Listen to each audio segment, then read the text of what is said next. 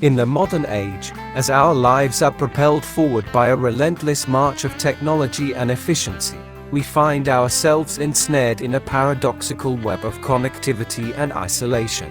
Our technological advancements have ostensibly brought us closer together, uniting us across vast distances and enabling instantaneous communication. Yet, in the shadow of this interconnectedness, something vital seems to be slipping away: the dissolution of the so-called third space. Real connection, true communion, and a sense of belonging often sprouted in places that stood apart from the well-worn dichotomy of home and work. These third spaces were the proverbial watering holes of society: the coffee shops, the diners, the public squares, the bars, the libraries, and the parks where people could gather, share experiences, and participate in the rich tapestry of communal life. In these third spaces, individuals from diverse backgrounds collided and intermingled. However, the rapid ascent of the digital age heralded a shift, a sea change in how we interact and experience the world. Smartphones, social media platforms, and remote work arrangements supplanted physical presence and direct engagement.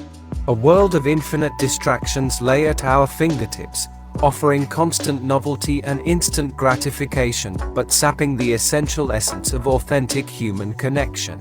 The allure of the virtual world, with its endless feeds of curated content, engenders a sense of FOMO, fear of missing out, and a compulsive desire to maintain an online presence. In this pursuit, we relinquish moments that once belonged to the sanctity of the third spaces, moments of spontaneity, of genuine dialogue, and of human touch. What happens when we forsake these spaces? We lose the chance to encounter the other, the stranger whose perspective challenges our assumptions and expands our understanding. We lose the nuance and depth that only face-to-face encounters can bring. The digital age may grant us an illusion of connection, but it is a connection devoid of the tactile, the olfactory, and the sensory richness that grounds us in the physical world. Moreover, the dissolution of third spaces has profound implications for the very fabric of our communities. The gradual disappearance of such spaces erodes the foundations of civic life and shared identity. In an atomized society, we lose our sense of collective purpose, and the prevailing narrative devolves into a cacophony of individual stories. We find ourselves isolated within echo chambers of our own making, unable to grapple with the complexities of the broader human experience. Even as we recognize the undeniable advantages of technological progress, we must not ignore its accompanying costs. It is incumbent upon us to navigate the digital landscape mindfully, recognizing the limitations it imposes on our social, emotional, and psychological well-being.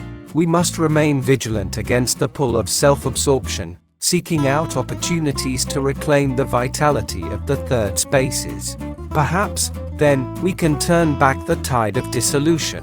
We can seek refuge in the humble coffee shop, where the barista knows our name and greets us with a smile.